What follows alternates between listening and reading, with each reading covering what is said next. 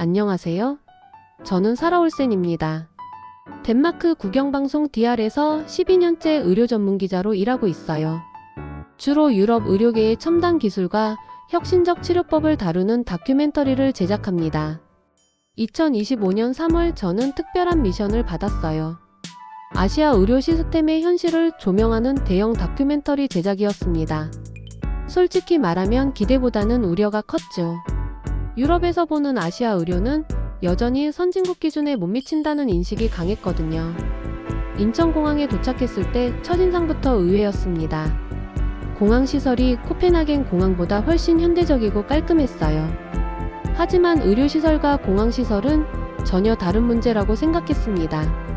현지 코디네이터인 김민준 씨가 마중을 나왔어요. 30대 초반으로 보이는 그는 유창한 영어로 저를 반겼습니다. 김민준 씨가 차량으로 이동하는 동안 흥미로운 소식을 전해줬어요. 현재 서울 아산병원에 중동의 유명한 석유재벌 가문 딸이 입원해 있다는 거였습니다. UAE의 알마크툰 가문 말씀이시죠? 그 가문의 막내딸이 희귀병으로 여기서 치료받고 있다고 들었어요. 정확히 제가 찾던 스토리였습니다. 유럽 최고의 병원들조차 포기한 환자를 한국 병원이 받아들인 케이스. 이보다 완벽한 취재 소재는 없었어요. 서울 시내를 지나오면서 도시의 규모에 놀랐습니다. 코펜하겐보다 훨씬 크고 복잡한 대도시였어요. 하지만 규모가 크다고 해서 의료 수준이 높은 건 아니죠. 호텔에 체크인한 후 곧바로 서울 아산병원으로 향했습니다. 병원 건물을 보는 순간 다시 한번 놀랐어요. 덴마크 최고 병원인 리게스 호스피탈보다도 웅장하고 현대적이었거든요. 병원 로비는 마치 고급 호텔 같았습니다. 하지만 겉모습이 전부는 아니라는 걸 잘 알고 있었어요. 진짜 중요한 건 의료진의 실력과 시스템이니까요. 국제진료센터에서 만난 직원은 놀랍도록 체계적이었습니다. 제 취재 목적을 설명하자 흔쾌히 협조하겠다고 했어요. 유럽 병원들과 달리 매우 개방적인 태도였습니다. 알마크툰 가문에 대한 정보를 더 수집했습니다. 8살 막내딸 파티마가 희귀 면역 질환으로 6개월 전부터 투병 중이라고 했어요. 런던, 파리, 취리히의 최고 병원들을 모두 거쳤지만 호전되지 않았다는 거였죠. 그래서 한국까지 왔다는 건가요? 정말 마지막 선택지였던 거네요. 내심 이렇게 생각했습니다. 아마도 절망적인 가족이 돈에 눈먼 아시아 병원의 감원이설에 속은 것일 거라고요. 다음날 본격적인 취재를 시작하기로 했습니다. 우선 가족들을 만나서 인터뷰하고 한국 의료진의 치료 과정을 관찰할 계획이었어요. 호텔방에서 촬영 장비를 점검하며 생각했습니다. 이번 다큐멘터리의 제목은 이미 정해져 있었어요. 아시아 의료의 한계 희망 고문의 실체라고 말이죠. 유럽 의료계에 대한 제 자부심도 컸습니다. 덴마크 의료 시스템은 세계 최고 수준이에요. 무료 의료, 첨단 기술, 체계적 시스템까지 모든 면에서 완벽합니다. 한국 의료진들이 과연 어떤 방식으로 접근할지 궁금했어요. 아마도 검증되지 않은 실험적 치료나 과장된 희망을 주는 방식일 거라고 예상했습니다. 그날 밤 잠들기 전에 파티마 가족에 대해 더 조사했어요. 아버지 라시드 알마크툼은 UAE에서 손꼽히는 석유 사업가였습니다. 딸을 위해서라면 어떤 비용도 마다하지 않을 만한 재력을 가진 사람이었죠.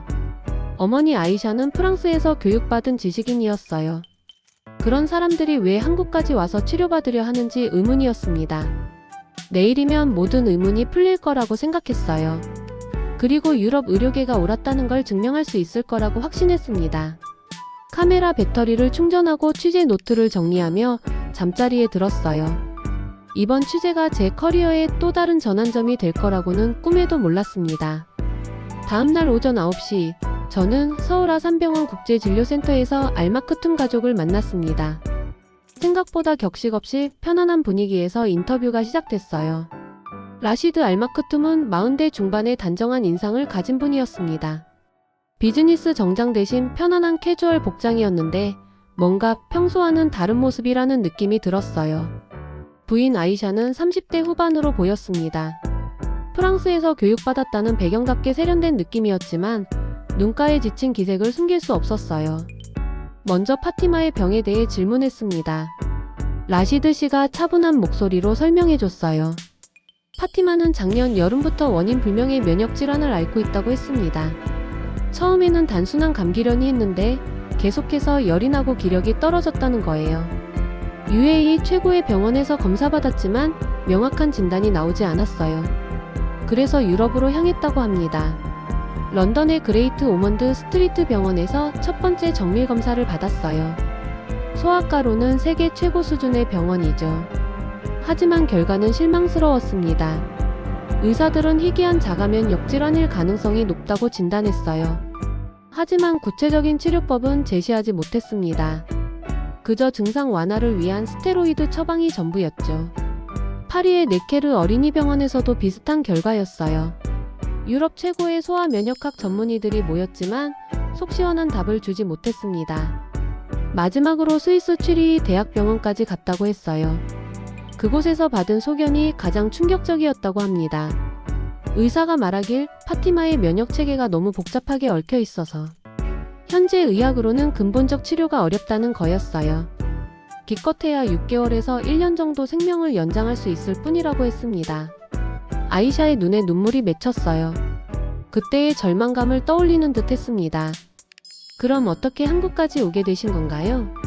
라시드 씨가 대답했습니다. UAE에 거주하는 한국인 사업가 친구가 있었는데 그분이 한국 의료 시스템에 대해 이야기해줬다는 거예요. 처음에는 반신반의했다고 합니다. 유럽 최고의 병원들도 포기한 병을 아시아에서 고칠 수 있을까 싶었거든요. 하지만 그 친구가 보여준 자료들이 놀라웠어요. 한국의 암치료 성공률, 장기이식 생존율, 희귀질환 완치 사례들이 세계 최고 수준이었습니다. 특히 소아 면역질환 분야에서 서울 아산병원이 혁신적인 치료법을 개발했다는 소식이 결정적이었어요. 저는 속으로 의구심이 들었습니다. 아마도 과장된 홍보자료일 가능성이 높다고 생각했어요. 실제로 파티마를 만날 수 있을까요? 부모님이 흔쾌히 동의해줬습니다. 우리는 함께 소아병동으로 향했어요. 엘리베이터에서 올라가는 동안 라시드 씨가 말했습니다. 한국에 온 지 2주일이 됐는데 이미 파티마의 상태가 조금씩 나아지고 있다는 거예요. 정말인가요? 구체적으로 어떤 변화가 있었나요? 우선 식욕이 돌아왔다고 했습니다.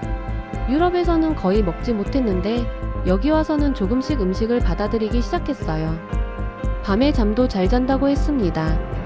전에는 열 때문에 자주 깼는데 지금은 비교적 안정적으로 잠을 잔다는 거예요. 가장 중요한 건 아이의 표정이 밝아졌다는 거였습니다. 유럽에서는 항상 지쳐있고 무기력했는데 여기서는 가끔 웃기도 한다고 했어요. 저는 여전히 회의적이었습니다. 아마도 환경 변화에 따른 일시적 현상일 거라고 생각했어요. 소아병동에 도착했을 때 첫인상은 놀라웠습니다. 덴마크 병원들과는 완전히 다른 분위기였어요. 복도 벽면에는 다양한 캐릭터 그림들이 그려져 있었습니다. 아이들이 좋아할 만한 밝고 예쁜 디자인이었어요. 간호사들의 유니폼도 특이했습니다. 전통적인 흰색 대신 파스텔 톤의 다양한 색깔이었어요. 아이들에게 친근한 느낌을 주려는 배려 같았습니다. 병실 문을 열고 들어서자 파티마가 침대에 앉아 있었어요. 8살 소녀치고는 작고 마른 체구였지만 예상보다 생기가 있어 보였습니다. 가장 눈에 띈 건 그녀 주변에 놓인 다양한 인형들이었어요. 특히 뽀로로라는 한국 캐릭터 인형을 꼭 안고 있었습니다. 파티마가 저를 보고 수줍게 웃었어요. 아랍어로 부모님과 짧게 대화를 나눈 후 서투른 영어로 인사했습니다. 안녕하세요. 저는 파티마예요.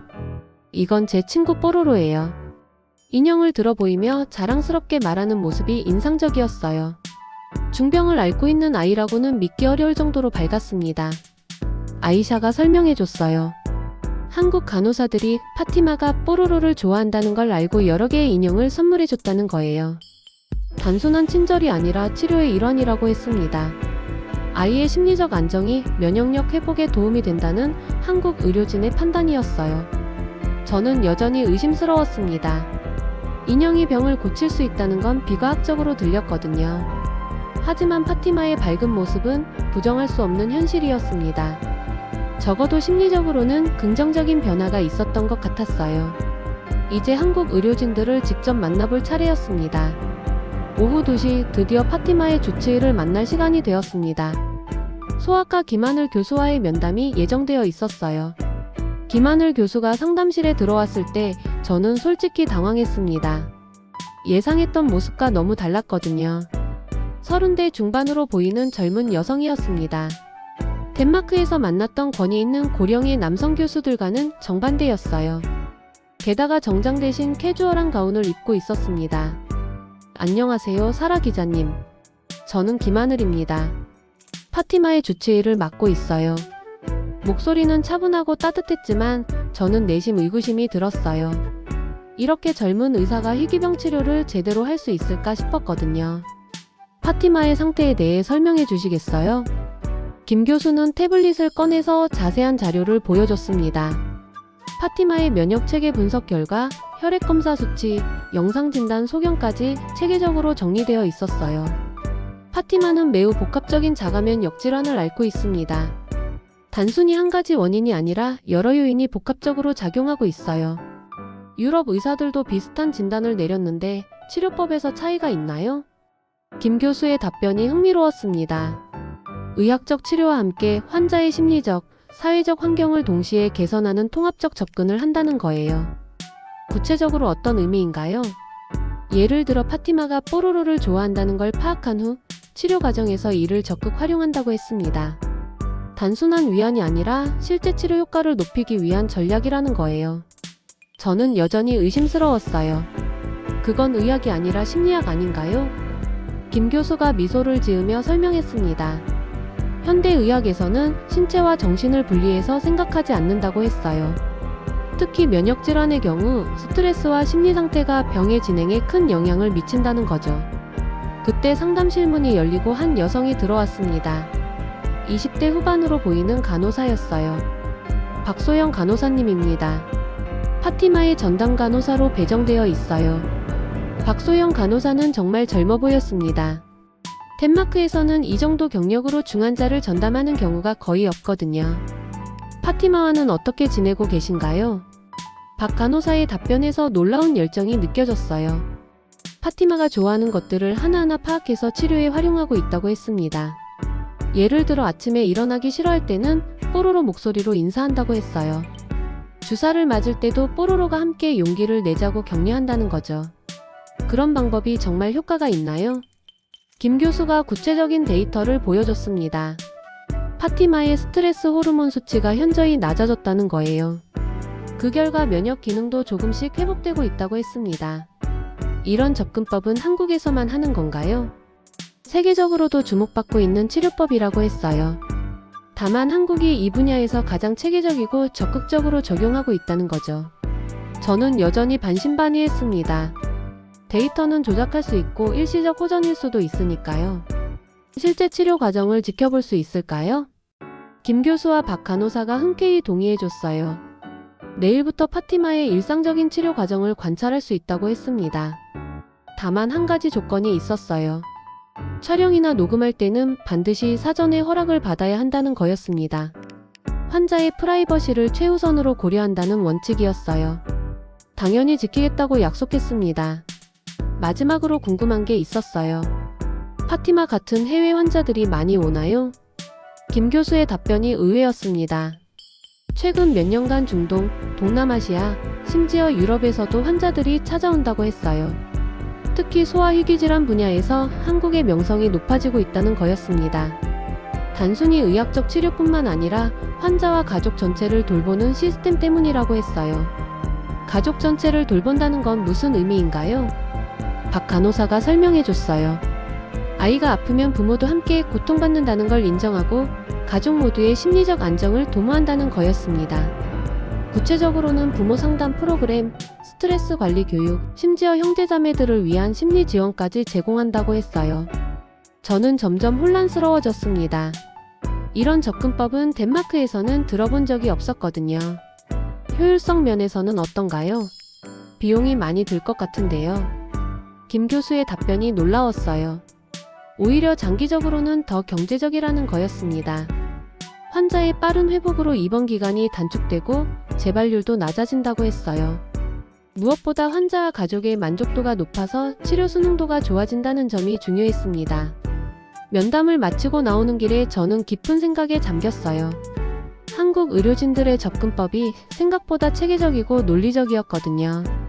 하지만 여전히 의구심은 남아 있었습니다. 실제 치료 결과를 봐야 판단할 수 있다고 생각했어요.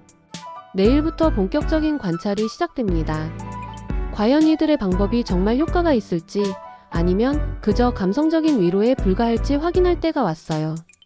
호텔로 돌아가는 길에 문득 든 생각이 있었습니다.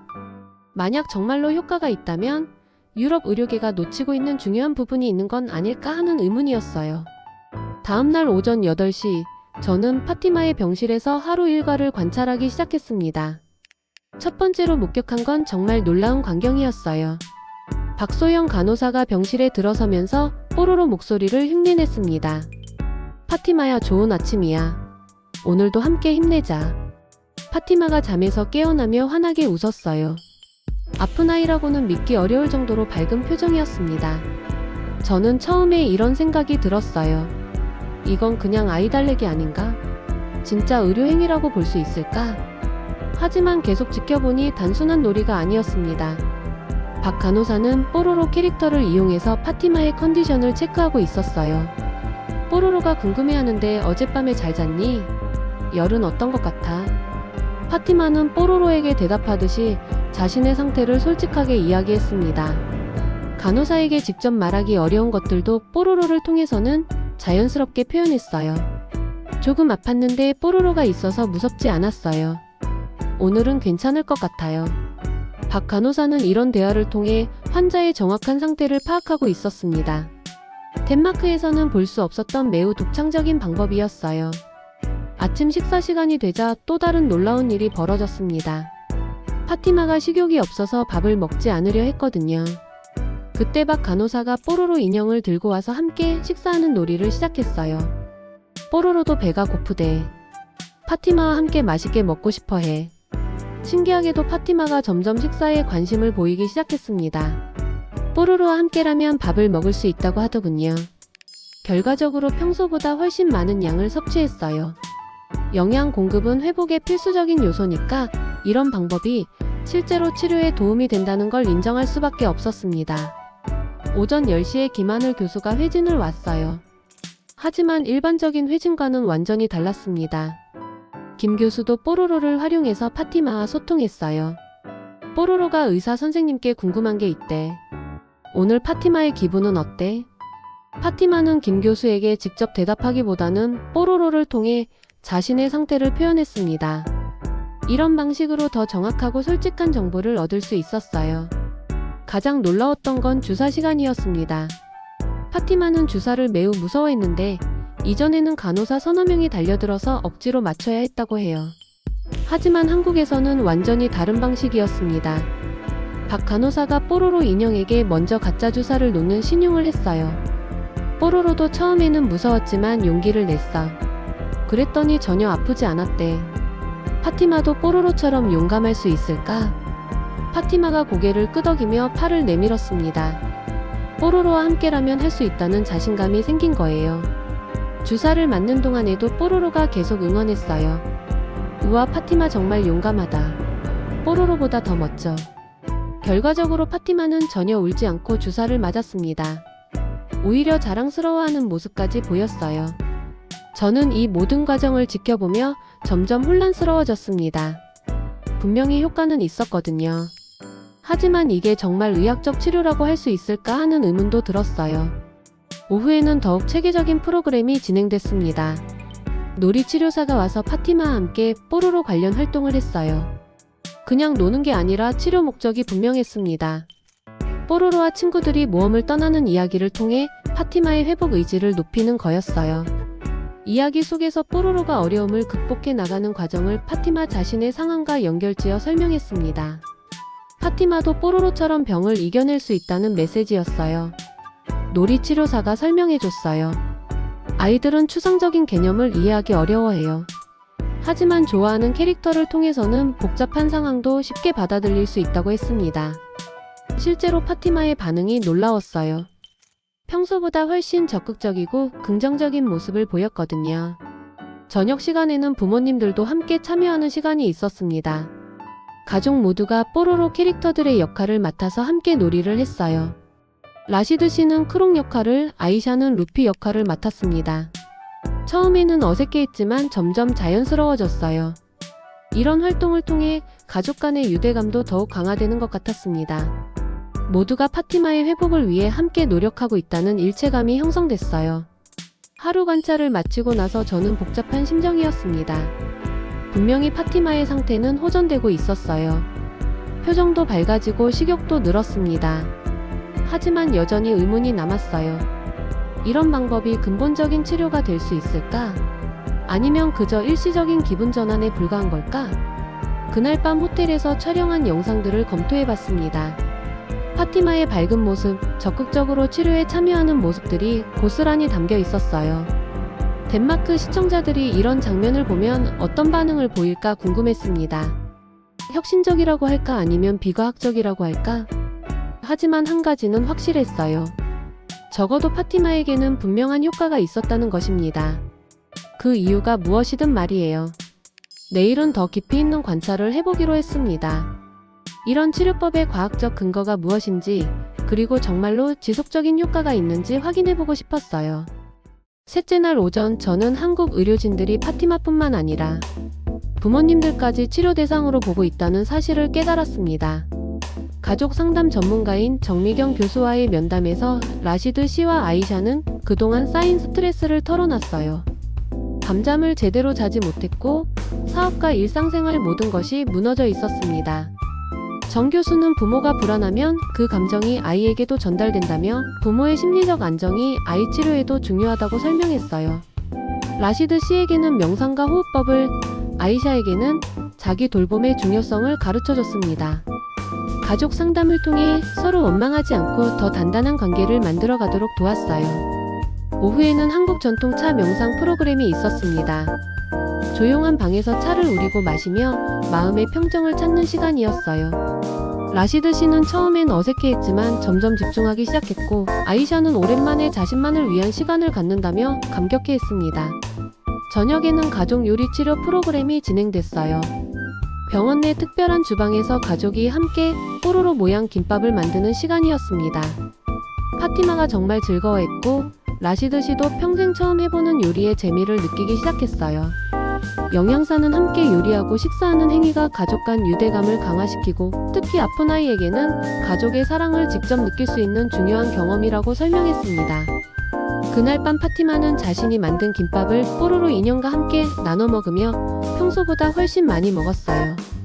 김하늘 교수는 가족이 안정되면 환자의 회복 속도가 빨라지고 입원 기간도 단축되며 재발률도 낮아진다고 했습니다. 저는 이런 통합적 시스템이 단순히 병을 고치는 것을 넘어서 환자와 가족의 전체적인 웰빙을 추구한다는 걸 깨달았어요. 넷째 날 새벽 3시, 파티마의 상태가 갑자기 악화되어 응급실로 이송되었다는 연락을 받았습니다. 고열과 호흡곤란 증세가 나타난 거였어요. 김하늘 교수는 그날 밤 내내 병원에 남아 파티마를 돌봤습니다. 박소영 간호사도 원래 낮번 근무였는데 자발적으로 밤새 파티마 곁을 지켰어요. 저는 이런 모습을 처음 봤습니다. 덴마크에서는 교대 시간이 되면 다음 의료진에게 인수인계하고 퇴근하는 게 일반적이거든요. 박 간호사는 파티마가 무서워할 것 같아서 혼자 둘 수 없다고 했습니다. 위기 상황에서도 뽀로로를 활용해 파티마를 안심시키는 걸 잊지 않았어요. 새벽 5시쯤 파티마의 호흡이 더욱 힘들어졌을 때 의료진들의 움직임은 오케스트라처럼 조화롭고 신속했습니다. 그 와중에도 환자를 안심시키는 걸 잊지 않았어요. 김 교수에게 왜 집에 가지 않고 여기 있냐고 물었더니 의사로서 당연한 일이라고 했습니다. 환자가 위험한 상황에 있는데 어떻게 집에 갈 수 있겠냐는 거였어요. 아침이 되자 다른 의료진들도 도착했는데 단체 채팅방을 통해 실시간으로 파티마의 상태를 공유하고 있었습니다. 휴가 중인 의료진도 상황을 지켜보고 있다고 했어요. 이런 집단적 관심과 책임감은 정말 특별했습니다. 오전 10시쯤 파티마의 상태가 호전되자 그제서야 김 교수와 박 간호사가 잠시 휴식을 취할 수 있었어요. 박 간호사는 특별한 이유는 없고 그저 파티마가 빨리 나아서 뽀로로와 함께 웃으며 놀았으면 좋겠다는 마음뿐이라고 했습니다. 이들에게 환자는 단순한 치료 대상이 아니라 진심으로 걱정하고 아끼는 존재였어요. 라시드 씨와 아이샤는 의사와 간호사가 밤새도록 파티마를 돌본다니 믿을 수 없다며 감사해했습니다. 유럽에서는 경험해보지 못한 일이라고 했어요. 3개월이 흘러 파티마의 최종 검사 결과가 나왔습니다. 면역 수치가 정상 범위로 회복되었다는 놀라운 소식이었어요.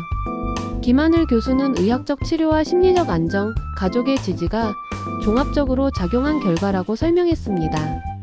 특히 파티마가 뽀로로와 함께 병을 이겨내겠다는 강한 의지를 갖게 된 점이 면역 기능 회복에 큰 도움이 되었다고 했어요. 라시드 씨와 아이샤는 눈물을 감추지 못했습니다. 한국에 온 게 최고의 선택이었다고 했어요. 파티마는 퇴원 준비를 하며 박소영 간호사에게 직접 그린 그림을 선물했습니다. 뽀로로와 간호사 언니가 함께 있는 그림이었어요. 박 간호사의 눈에 눈물이 맺혔습니다. 김 교수와의 마지막 인터뷰에서 저는 솔직히 처음에는 이런 치료법이 비과학적이라고 생각했다고 털어놨어요. 김 교수는 환자 중심 치료가 실제로는 가장 과학적인 접근법이라고 답했습니다. 인간은 감정과 의지를 가진 존재라서 몸만 치료하는 게 아니라 마음까지 함께 치료해야 진정한 회복이 가능하다는 거였어요. 퇴원하는 날 병원 로비에서 작은 환송 행사가 열렸습니다. 파티마가 서툰 한국어로 감사 인사를 했어요. 감사합니다, 선생님들. 한국 정말 좋아요. 뽀로로 사랑해요. 그 순간 저는 확신했어요. 이번 다큐멘터리의 방향을 완전히 바꿔야겠다고. 아시아 의료의 한계가 아니라 한국 의료의 기적을 제작하기로 결심했습니다. 라시드 씨는 마지막으로 저에게 말했어요. 처음에는 한국 의료를 의심했지만 이제는 확신한다고. 한국에서 진정한 치유를 경험했다고 말이에요. 덴마크로 돌아온 지 6개월 후 저는 코펜하겐에서 서울까지 의료의 새로운 패러다임이라는 다큐멘터리를 완성했습니다. 덴마크 국영방송 DR 본사 시사회에서 방송국 간부들과 의료 전문가들이 파티마의 3개월간 여정을 지켜봤어요.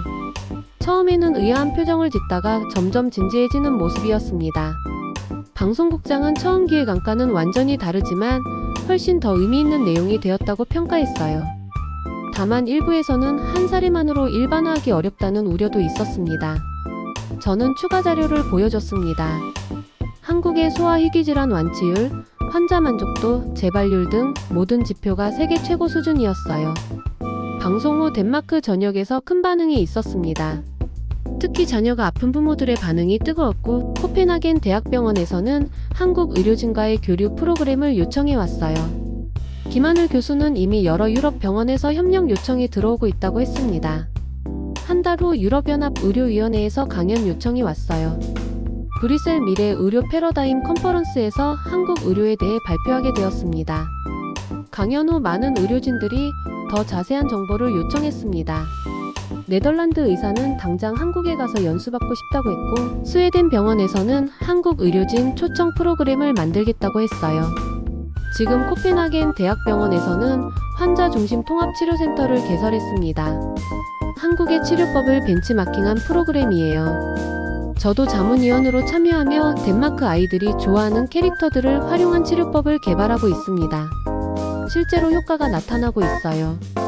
치료에 대한 아이들의 거부감이 현저히 줄어들었고 회복 속도도 빨라졌습니다. 지난주 김하늘 교수가 덴마크를 방문해 특별 강연을 했어요. 김 교수는 제 덕분에 한국 의료가 세계에 알려지게 되었다고 감사했지만 저는 오히려 한국에서 의료에 대한 완전히 새로운 시각을 배웠다고 답했습니다. 오늘도 제 책상 위에는 파티마가 선물해준 뽀로로 인형이 놓여 있어요. 그 인형을 볼 때마다 생각합니다. 진정한 치유는 첨단 기술이나 값비싼 장비가 아니라 환자를 진심으로 생각하는 마음에서 시작된다는 걸 말이에요. 한국에서 배운 이 소중한 교훈을 더 많은 사람들에게 전하는 것이 제 새로운 사명이 되었습니다.